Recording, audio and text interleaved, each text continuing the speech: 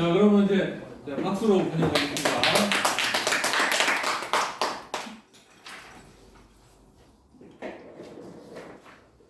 영상이 지금 죽어버리구나. 오, 세상. 그쵸?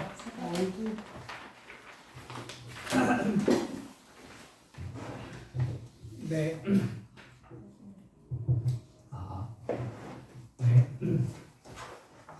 제가 이 책에서 이제 칼빈이 말하는 경건과 성화에 대해서 알게 됐고 되게 느낀 점이 많아서 좀 최대한 줄여서 이렇게 정리를 해서 좀 나누고자 준비를 했습니다. 저번 콘서트 때 제가 칭의란 무엇인가를 읽고 이제 칭의는 어떻게 시작되고 그것을 이제 주체가 이제 인간이 아닌 하나님이시라는 것을 이제 알게 되었습니다. 알게 되고 아까 이제 교리 시간에 목사님께서 말씀해 주신 것처럼 이중 은혜 중에 이제 하나 칭의를 했고 그 다음에 이제 성화에 대해서도 제가 좀 어떻게 이루어지고 성화되는 삶의 모습이 또 어떤지 그런 걸 원래 알고 싶었는데 마침 이제 이 책 안에 성화의 관점에서 살펴본 칼빈의 경건이라는 이 고신대학교 이신열 교수님의 논문을 보고 읽게 되었고 참 많은 것을 느끼고 알게 되었습니다. 좀 지루하실 수도 있는데 내용들이 같이 함께 해주시면 감사드리겠습니다. 네, 책에서 일단 칼빈은 이제 경건을 두고 그리스도인의 시작이요 중간이요 끝이라고 말할 정도로 경건을 중요시하였습니다. 즉 신학이 궁극적으로 추구하는 바가 경건이라는 신념을 가지고 있었습니다. 칼빈은.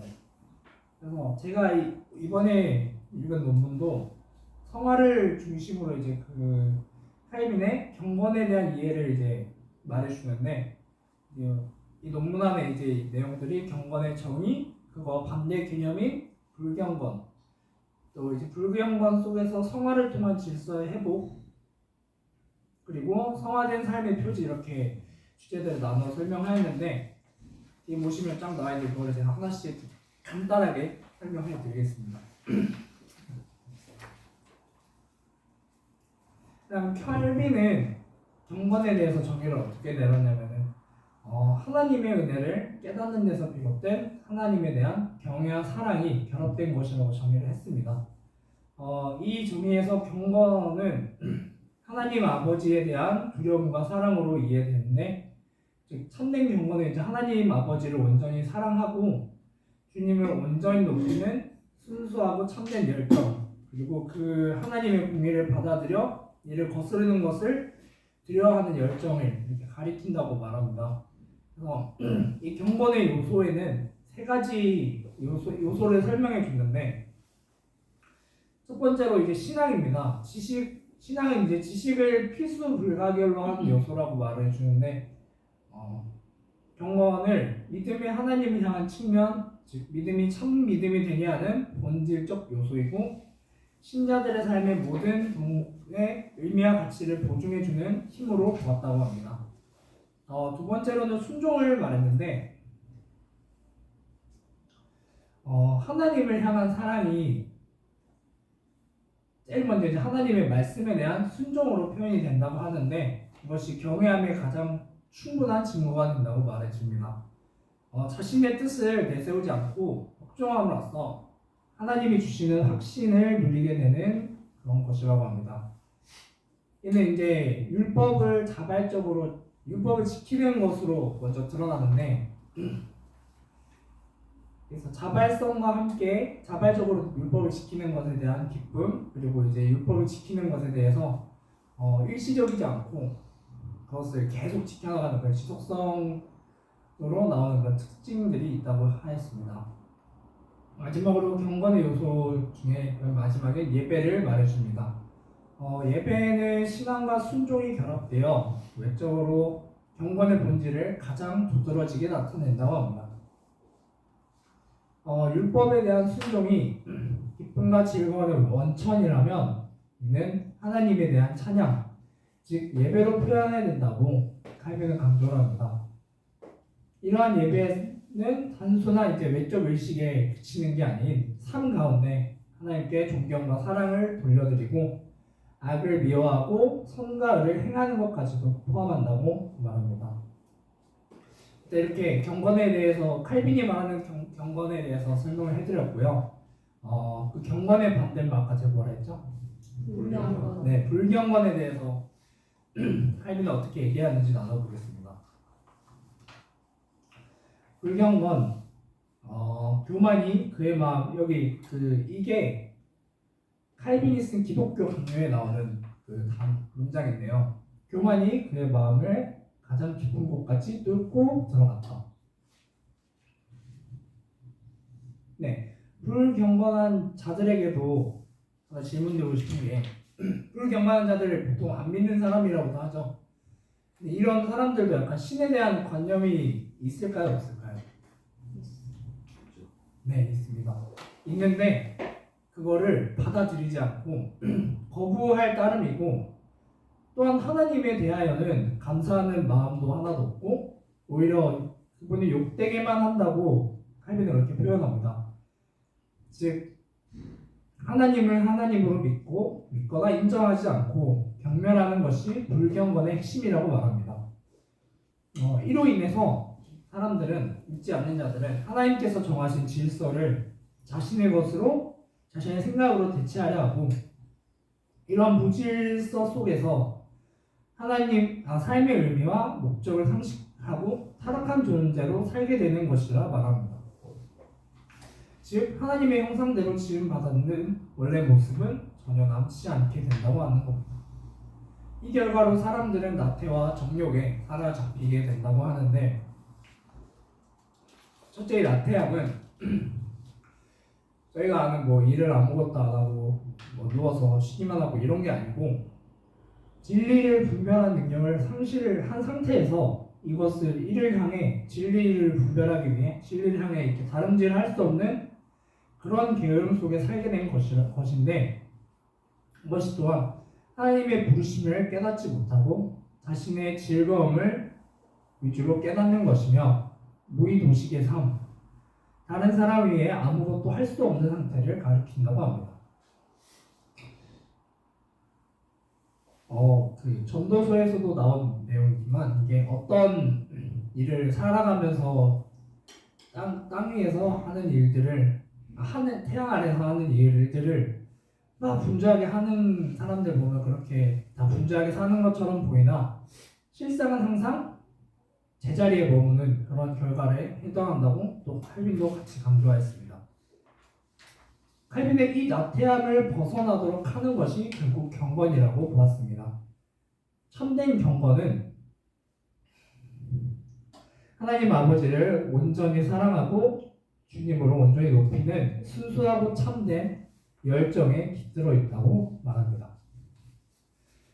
두 번째는 정욕입니다. 정욕은 인간이 사탄의 유혹에 넘어가서 자신의 한계를 망각한 채 하나님에 대한 불신앙을 세속적 차원에서 드러낼 때 발생하는 죄의 결과물이라고 말합니다. 여기는 안 적어놨는데 아담과 하와가 선악과를 따먹은 사건도 약간 정욕이 바탕이 된다고 칼빈은 그렇게 얘기한다고 합니다. 그래서 이 정욕은 인간의 제약된 본성에서 끊임없이 쏟아져 나오는 악들의 대표적인 모습이라는 것입니다. 이 욕망은 하나님에 대한 불신과 말씀에 대한 불순종으로 시작되는데 이것이 자신들에게 주어진 것에 만족하지 못하고 그 이상의 것을 탐내는 욕심에 사로잡혀서 더더욱 죄악에 휩쓸리는 것을 말합니다. 싫어하시죠? 재밌습니다. 네. 계속 하겠습니다. 네. 이제부터 이제 성화가 성화된 삶과 이제 삶의 표지들에 대해서 조금 희망적이고 좀 밝게 이야기를 해보자 하는데, 그래서 칼빈의 실제적 관심은 무엇이었냐? 경건에 대해서 성화를 통한 경건한 삶이었습니다. 그러니까 이 성화를 통해 무너진 질서의 회복인데 성화의 목적은 결국 하나님의 형상을 회복하는 것, 세상 속 무너진 질서의 회복으로 나타난다고 합니다. 이런 칼빈의 성화론은 전적으로 중생론, 회계론에 해당한다고 합니다. 그래서 이 칼빈이 회계에 대한 세 가지 접근을 말해주셨는데, 일단 칼빈은 성화가 회개의 구도를 통해 이루어진다 하였고, 즉 옛 사람이 죽고 새 사람이 살아난다는 구도 속에서 이루어지는 것으로 이해하였습니다. 이런 결과로 하나님의 형상이 회복된다고 말해줍니다. 네. 그럼 성화된 삶의 특징은 무엇이냐? 회개와 중생을 통하여 참된 그리스도인의 성화된 삶이 가능해지고, 이런 삶은 이제 세 가지로 특징을 가지는데, 자기 부인, 십자가를 지는 삶, 내세에 대한 묵상이라는 특징을 지니게 됩니다. 첫 번째로 삶은 우리의 것이 아니라 그리스도의 것이라는 자기 부인에서 출발한다고 합니다.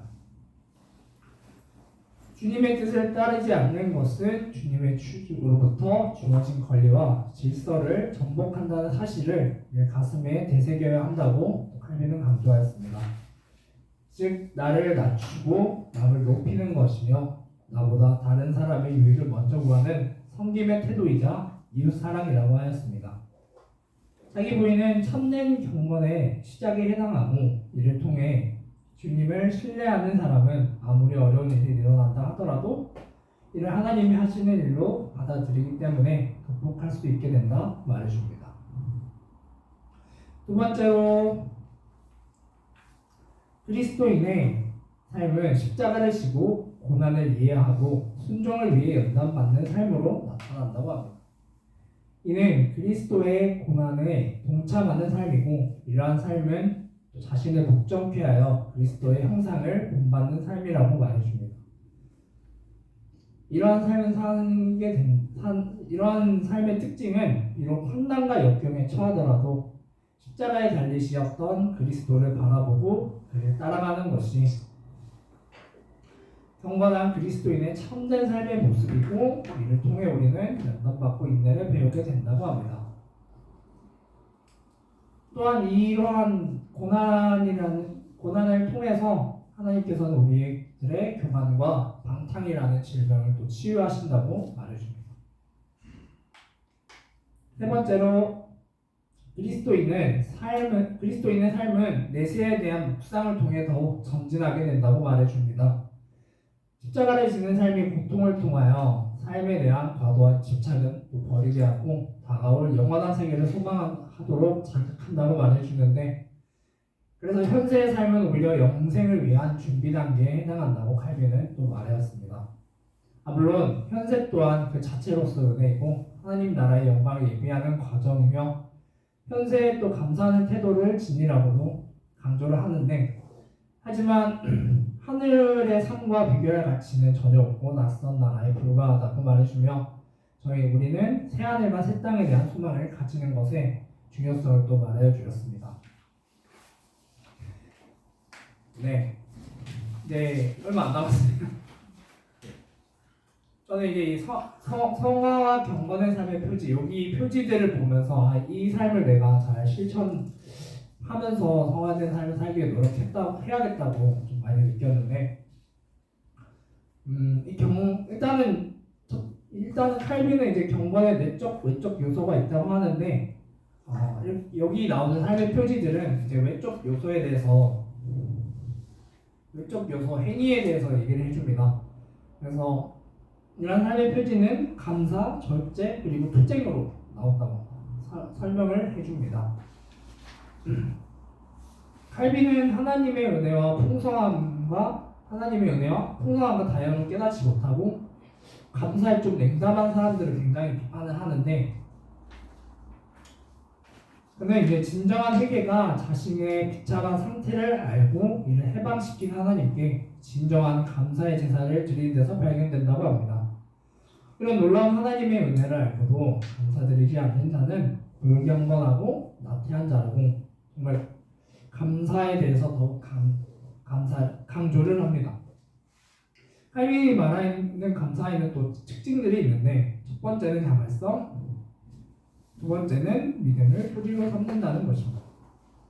첫 번째 자발성에는 하나님의 은혜를 진실로 깨달은 자는 하나님께 감사의 제사를 통해 보답하게 된다고 하는데 이러한 감사는 하나님을 사랑하는 마음에서 오는 자발적인 것이며 우리 자신을 하나님께 온전히 드릴 수 있게 되며 이를 통해 세상과 구별되는 참된 성화의 삶을 살게 된다고 합니다. 두 번째 감사는 믿음을 뿌리로 삼는다는 것입니다. 이 믿음이란 하나님의 신실함을 전적으로 의지하고 약속하신 모든 것이 이미 성취되었다고 간주하는 믿음을 뜻하는데 이것이 풍성한 기쁨의 근거이고 이를 통해서 이제 하나님의 사랑에 감격하고 감사가 넘치게 된다고 말해줍니다. 이러한 감사하는 삶 가운데서 저희의 믿음이 더욱 자라고 성화된 삶이 가능해진다고 말해줍니다. 두 번째 삶의 표지는 절제입니다. 거룩한 삶을 살기 위해 성도에게 분별력이 필요한데 이는 탐심과 야망에 대한 절제로 나타난다고 합니다. 칼빈은 가능한 한 적게 탐닉하고 사치를 제거하고 또한 자신에게 주어진 물질적 축복을 남용하지 않고 근검절약한 삶을 권장합니다. 특히 과음과 가식, 야망과 야심을 주의하라고 경고합니다. 절제의 결과로 만족과 인내라는 덕목이 또 생기게 되는데 첫 번째로 만족은 그리스도의 예로 먼저 볼 수 있습니다. 그리스도께서는 자신을 비우시고 또 인간의 몸을 취하셨고 그런데 거기에 그런 비참함으로 만족하셨다고 말해줍니다. 왜 그러냐면 그는 성부 하나님께서 자신을 이 땅에 보내신 그 목적을 달성하기 위하여 인간이라는 한계에 머무르시기를 기뻐하셨던 것입니다. 그래서 진정한 만족은 물질의 풍요함이 아니라 이를 제공하시는 하나님의 돌보심을 깨달으면서 비롯된다고 합니다. 즉 참된 경건이란 하나님을 참으로 신뢰하고 본 한 분만으로 만족하고 하나님 안에서 행복을 발견하고 만족하는 것이라고 말해줍니다. 두 번째 인내는 환난 가운데 나타나는 절제의 한 형태라고 말해줍니다. 환난 중에 인내할 수 있는 것은 이것이 하나님의 허락 아래 주어진 것임을 믿기 때문에 가능한 것이라고 말해줍니다. 이런 환난 가운데서 하나님의 전능하심을 올바로 깨닫고 이 환난을 참고 견딜 수 있게 되는 것입니다. 그 다음에 마지막으로 투쟁입니다. 칼빈은 이제 성화된 기독교인의 삶들을 투쟁으로 빈번히 묘사합니다. 성도의 삶을 지속적인 전시 근무로 보았고 이렇게 영적 전투에 필요한 준비는 오직 그리스도의 능력을 통해서 가능하다고 말해줍니다.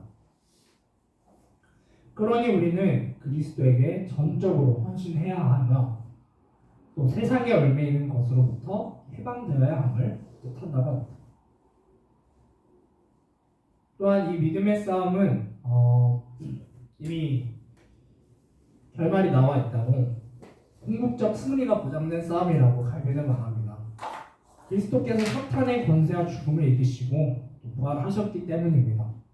즉 전투에 참여하는 것은 이미 승리에 동참하는 것이라 강조합니다. 그러므로 우리는 자신의 본성에 속한 것들에 대항하여 또 싸울 때 하나님에 대한 신뢰에서 비롯된 용기, 굳센 의지와 열정을 품고 하나님의 영광을 위하여 싸움에 임할 것을 강조합니다. 네, 길었던 내용들 여기까지 나누었고요. 이전에 저는 이제 성화라는 것에 어떤 마음을 가지고 있어야 될지 몰라서 그냥 하나님께서 정해주신 때에 하나님께서 나를 성화시켜 주실 거야 라는 그렇게 생각을 하고 있었는데 이렇게 칼빈이 이렇게 말해준 경건과 성화에 대한 것들을 읽고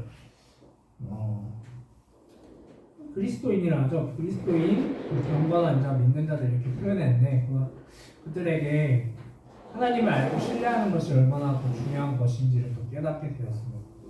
또한 내가 하나님께서 성화를 시켜주시겠지 이렇게 생각했는데 그래도 이번 시간을 통해서 저에게 뭐가 부족한지를 알게 되었고 하나님에 대한 경외심과 사랑 그리고 또 하나님에 대한 신뢰 같은 게 좀 살아가면서 많이 부족하지 않았나 돌아볼 수 있는 시간이었습니다. 그래서 여기서 핵심으로 나온 회개 또 자기 부정, 십자가를 지는 삶, 내세에 대한 묵상이라는 성화된 삶의 특징들 그리고 감사, 절제, 투쟁이라는 삶의 표지들 이 모든 것들을 저뿐만 아니라 우리 교회 성도님들께서도 하나님의 역사하심과 인도하심을 통하여 삶 가운데 이뤄내시기를 기도하겠습니다. 네, 이 책이 제가 여기서 좀 다루지 않은 내용들 되게 많은데 책에 한번 읽어보시면은 도움이 되실 것 같습니다. 네, 감사합니다.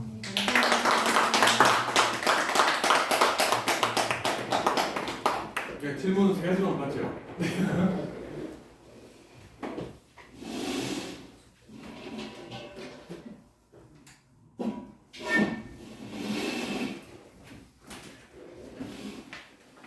혹시 영성이라는 그 책을 택하게 된 이유가 있을까요? 그냥 자기도 모르게 그냥 그렇게 됐는지. 이 영성이라는 단어에 제가 되게 마음속으로 끌려서 되게 많았는데 헬린과 영성 사회 예배 교회 이렇게 있었는데 그러니까 이 영성이라는 단어에 굉장히 끌려가지고 그러니까 여기 같은 질문인데 그러니까 영성이라는 책 읽기 전과 후에 영성에 대한 개념에 변화가 있었어요.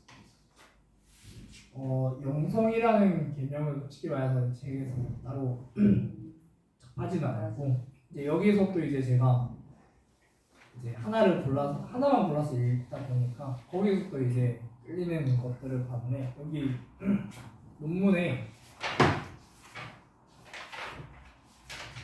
되게 많은 내용들이 있습니다. 뭐 성령 충만에 대해서 있고 이제 자기 부인의 영성 그리고 영성과 성령 해소, 기도론도 나오고 종말론 쪽도 나오고 그렇게 하는데 저는 약간 성화라는 이 단어에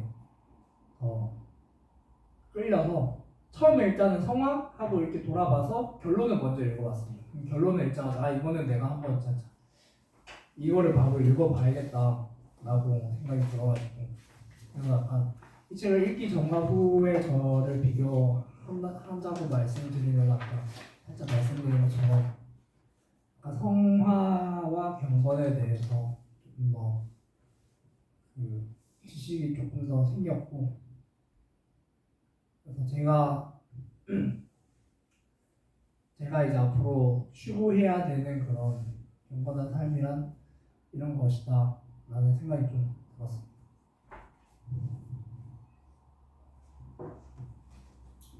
예, 맞습니다. 질문요? 이쪽에 보면 삶이 이쪽에 큰 거는 5번에 네. 경건의 내적 요소와 외적 요소가 있다고 하였습니다. 삶의 표지는 감사 이렇게 쭉 나왔잖아요. 네. 그러니까 발표자님께서 발표하실 때 여기 나와 있는 삶의 표지가 외적 요소라고 말씀하셨는데 그러면 내적 요소에는 뭐가 있나요?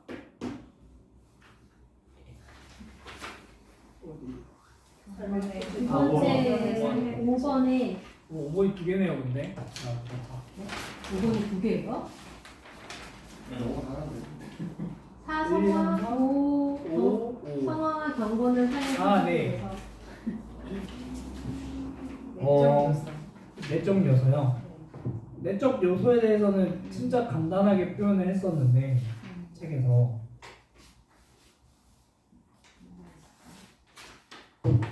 마음의 순수함을 가리킨다고 되어 있거든요. 내적 요소가. 근데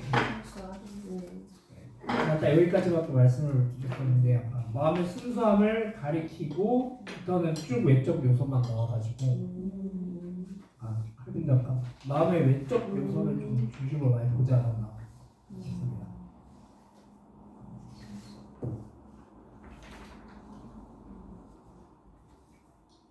외적 요소가 중요한 것 같은데.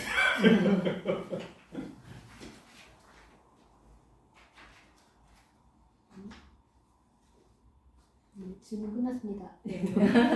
넘김. 빨리 질문하세요. 하나 뭐. 질문하세요. 저 질문있습니다. 네. 그 제목이 칼빈의 경건과 성화인데 경건이랑 성화를 같은 제목에 든 경건과 성화의 관계성이 궁금합니다. 칼빈이 이제 전체적인 내용을 정리하면서 말하자면 칼빈은 이 그리스도인이라면은 이 경건의 중심이 되고 바탕이 되어야 한다 말을 해주는데 이 경건한 삶 자체가 우리가 경건이라는 것 전에 지금 세상 사람들 그리고 저희들은 원죄에 의해서 좀 불경건함을 속에 있잖아요. 근데 이 불경건함을 경건으로 가기 위해서는 이 성화라는 게 필요하고, 그러니까 이 성화된 삶을 속에서는 이제 회개를 통하여서 우리가 이제 회복이 되고 그런 삶의 특징과 표지들을 이렇게 말해주는 것 같거든요. 그래서 칼빈이 말한 게 이제 다시 정리를 해드리면은 우리는 불경건 속에 있고 불경건을 넘어 경건으로 가기 위해서 성화를 거쳐야 된다. 그렇게 저는 그렇게 이해했습니다. 감사합니다. 그 책을 그 맞아 읽어야 되는 것 같은데요. 그러니까 성령 충만도 있고 또 뭐가 있다고 그랬죠? 종말론 좀 해석도 있고.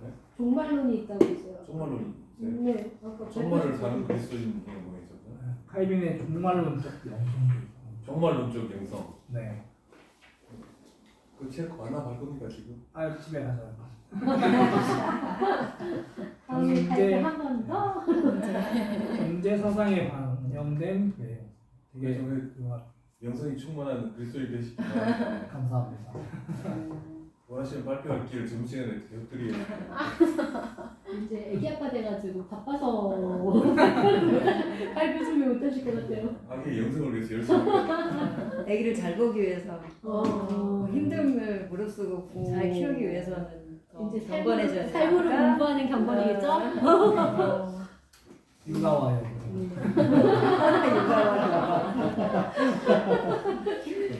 아주 전문가님 업그레이드 된 느낌이네요. 그 발표 네, 내용이. 그렇습니다. 발표 이것도 그렇고. 네. 자 그럼 뭐 박수. 네.